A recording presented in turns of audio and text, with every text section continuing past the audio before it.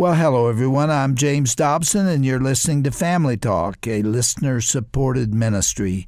In fact, thank you so much for being part of that support for James Dobson Family Institute. Hi, this is Roger Marsh for the James Dobson Family Institute. Now, before we get to today's program, I want to remind you that tomorrow is Giving Tuesday. If you don't already know, Giving Tuesday is an online giving event that has become something of a social media phenomenon. It takes place every year on the first Tuesday following the Thanksgiving weekend. Tomorrow is an incredible opportunity for you to give to your favorite organizations or charities, including ours, of course. Here at the James Dobson Family Institute, we ask that you consider giving to us on this day. And here is the exciting part. Thanks to some special friends of the ministry, every donation we receive tomorrow will be doubled. That means $50 becomes $100, $100 becomes $200, and so on. Now, this dollar-for-dollar match is in place until we hit our goal of $50,000. There are numerous ways you can pledge your support. First, you can donate online when you go to drjamesdobson.org. That's drjamesdobson.org. You can give a gift over the phone when you call 877-732-6825. Again, that number, 877-732-6825. Finally, you can mail your gift to our office. Send your donation to the Dr. James Dobson Family Institute, Post Office Box 39,000, Colorado Springs, Colorado. The zip code 80949-9000. Again, that address is the Dr. James Dobson Family Institute, Post Office Box 39000, Colorado Springs, Colorado, 80949-9000. Thank you so much for your contribution, your impact on families everywhere, and also for lifting our ministry up in prayer.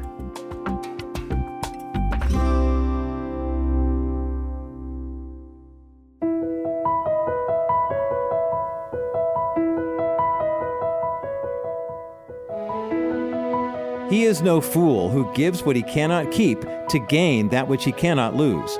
Reverend missionary Jim Elliot wrote those famous words in a journal that was found after his death. He truly embodied the heart and sacrificial message of the gospel. In a moment, you're going to hear more about his life and his passion to share the love of Jesus with others. Our speaker today here on Family Talk is his wife, the late Elizabeth Elliot Gren. She was an incredible woman of faith who endured such heartache but remained faithful to Jesus nonetheless. In fact, she and Jim were only married 3 years before he was killed by the Auca Indians. After his death, Elizabeth continued Jim's missionary work by ministering to and living with those same indigenous people. She eventually returned to the U.S. and wrote more than 20 books. She also hosted a national radio ministry. Elizabeth remarried more than a decade later, but lost her second husband to cancer in 1973. In 1979, she married again and was with her third husband right up until her death in 2015. Elizabeth Elliot clearly experienced severe personal tragedies, but remained steadfast in her trust in God and His plans, and that is the topic of the presentation you're about to hear. Elizabeth delivered this message to over 18,000 students at a Campus Crusade convention many years ago in Kansas City. Let's listen now to this impassioned presentation on this classic edition of Family Talk.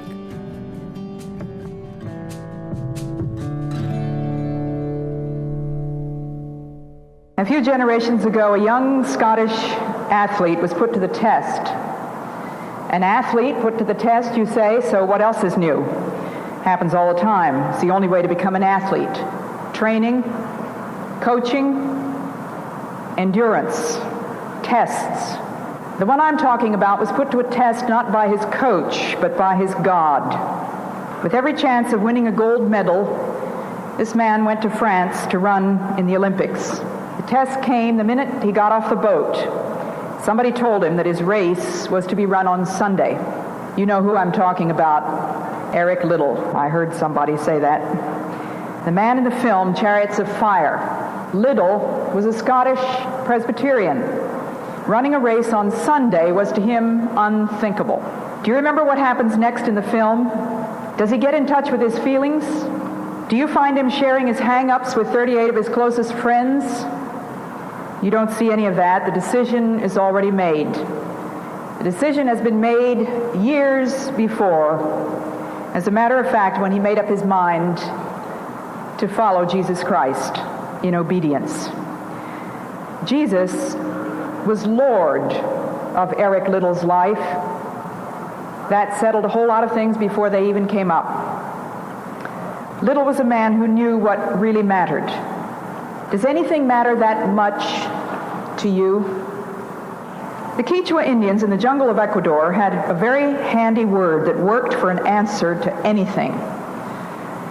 The word was yanga, and it means for nothing, for no particular purpose. I remember one time a young Indian came to my husband Jim Elliot and told him that he wanted to be baptized, and Jim said, "Why?" And he said, "Huh?" And Jim said, "Why do you want to be baptized?" And he said, "Yanga." For nothing. No particular reason. Well, Jim said, "You're going to have to come up with a better answer than that. What do you live for? Yanga?" I want to tell you a little bit about that missionary, Jim Elliot. I knew him when he was a college student. As far as we women could see, he was unattainable. Handsome, popular, champion wrestler, president of the Foreign Missions Fellowship, honors student, campus clown, but alas, a woman hater. That's what we thought. And incidentally, guys, if you want them to swarm around you, let them think you're unattainable. Give them something to wonder about. But we were way off. Jim Elliot was no woman hater. He had found out when he was in high school that he could spend an awful lot of time and money on girls. They were very attractive and very interesting and very expensive. And so he decided when he got to college that he would just delete them from his schedule.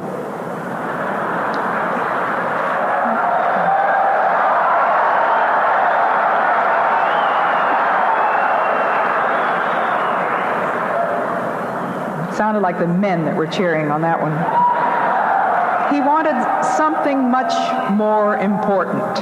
He had made up his mind that he wanted 2 degrees, a Bachelor of Arts, which the college was qualified to confer, and an AUG, which the college was not qualified to confer. The one he wanted most was AUG, approved unto God. He got that out of the Apostle Paul's letter to Timothy, and he had made up his mind what he wanted to live for.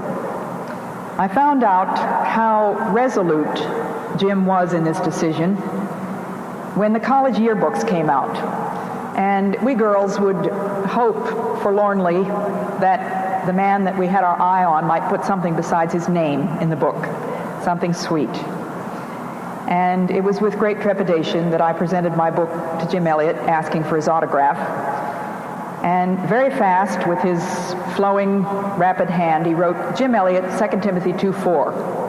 How long do you think it took me to get back to the dormitory and get my Bible to look up that verse? I was desperately hoping for a cryptic message. There was nothing cryptic about it. It said, "A soldier on active service will not let himself be involved in civilian affairs."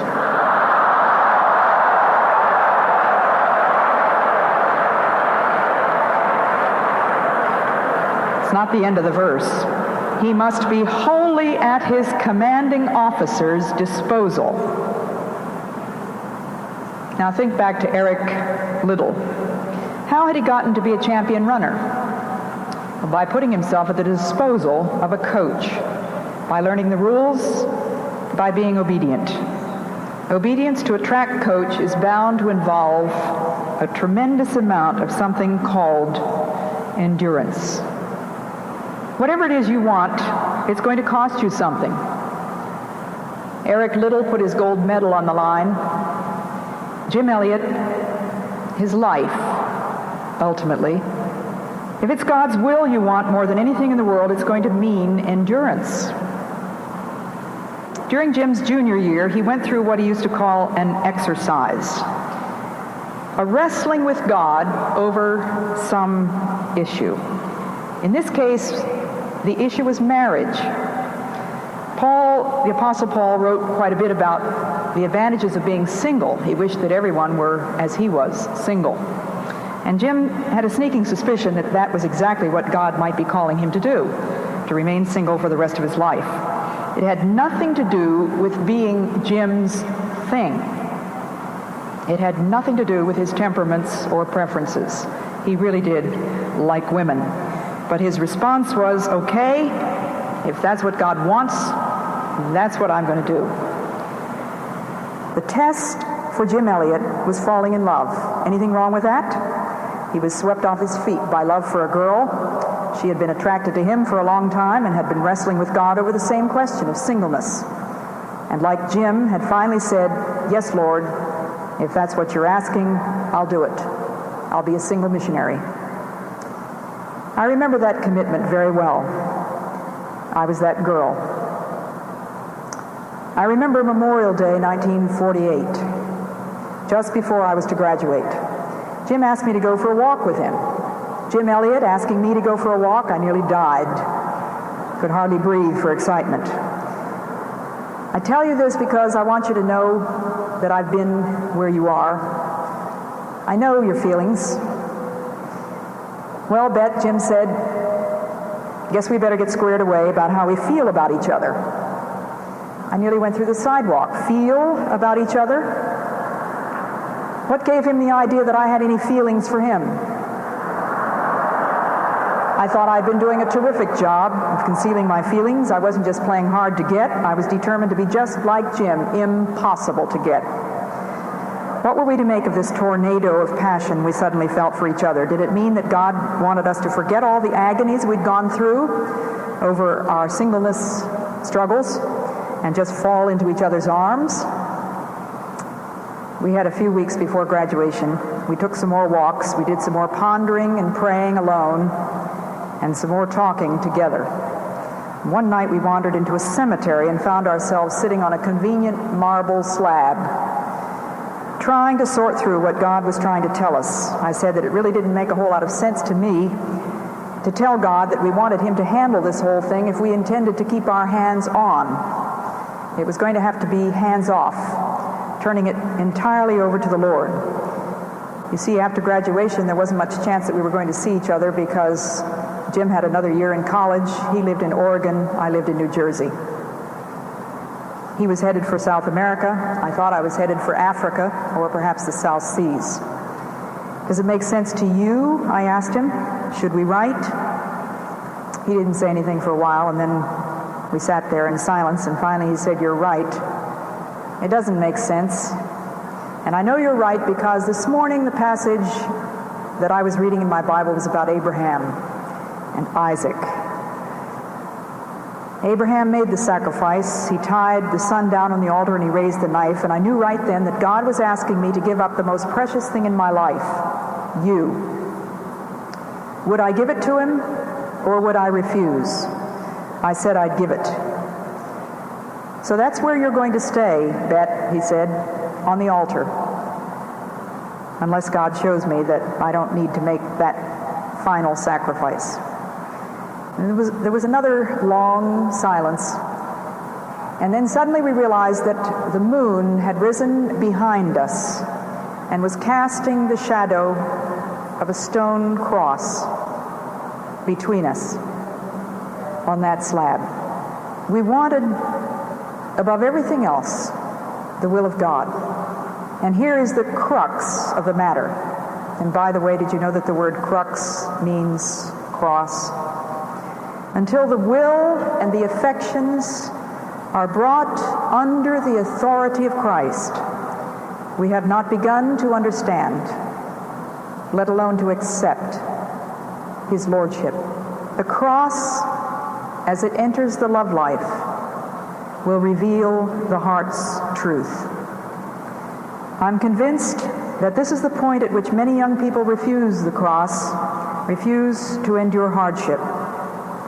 Jim and I waited 5.5 years before God gave us a green light to get married.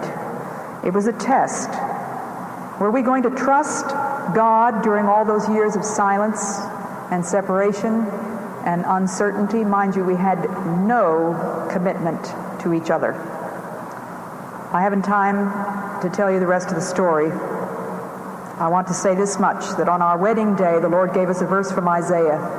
This is our God. We have waited for him. It was worth it. Is it worth it? How many things can you think of that are worth suffering for? Let me tell you a story.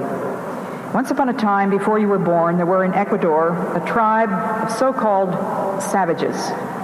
Not very much was known about these people. They were naked, they used stone tools, and they killed strangers. Nobody had ever gone into their territory and come out alive. Missionaries had been praying that God would enable them someday to take the gospel to these Aucas, but it had never happened. One day in October of 1955, Jim Elliot instituted a program of dropping gifts to those Indians with the hope that they would be able to break down their hostility and prepare the way for an attempt to reach them. You can imagine our excitement, our trembling, the prayers that went up. And on the evening in January of 1956, just before these men left, they sang together that hymn, "We rest on thee, our shield and our defender." A week later, they were all speared to death. Why? Why would God allow a thing like that to happen? He was their shield, their defender, and he let them get speared to death. Is it worth it? How many things can you think of that are worth living for? I want you to listen, ladies and gentlemen, young men, young women. There is nothing worth living for unless it's worth dying for. Have you made up your mind?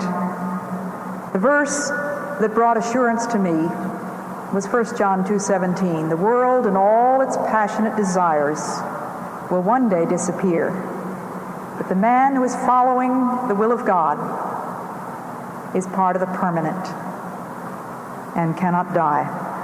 Jim Elliot wrote in his diary when he was 22, "He is no fool who gives what he cannot keep to gain what he cannot lose." He is no fool who gives what he cannot keep to gain what he cannot lose. I don't know what particular endurance God is asking of you right this minute. Perhaps it's in your love life, in the willingness to submit your longings and to wait patiently for God's best for you, to stay out of bed. God is saying, I have something infinitely better for you than you can imagine. Will you trust me? Will you wait? Will you obey me?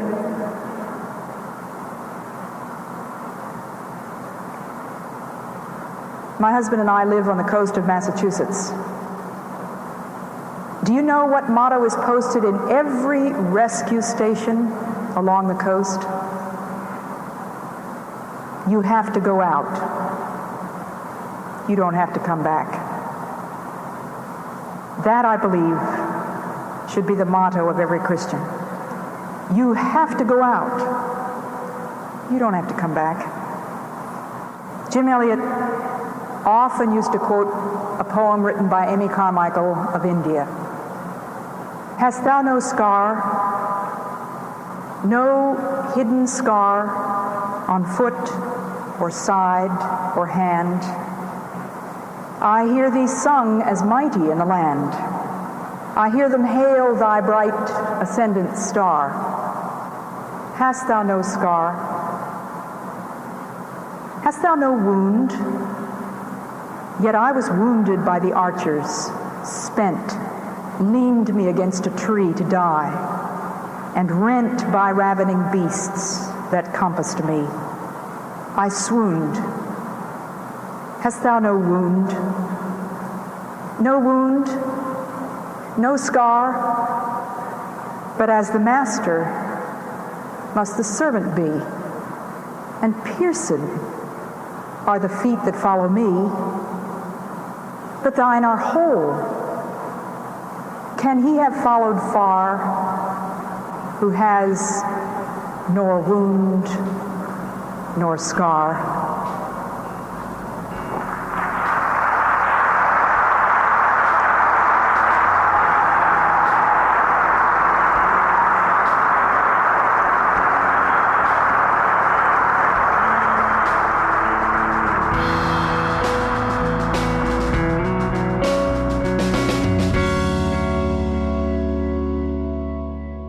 You've been listening to a classic broadcast featuring the voice of the late author and missionary Elisabeth Elliot here on Family Talk. You can sense how much this message resonated in the hearts of her audience that day. They really connected with what Mrs. Elliot was sharing about her life with her husband, Jim.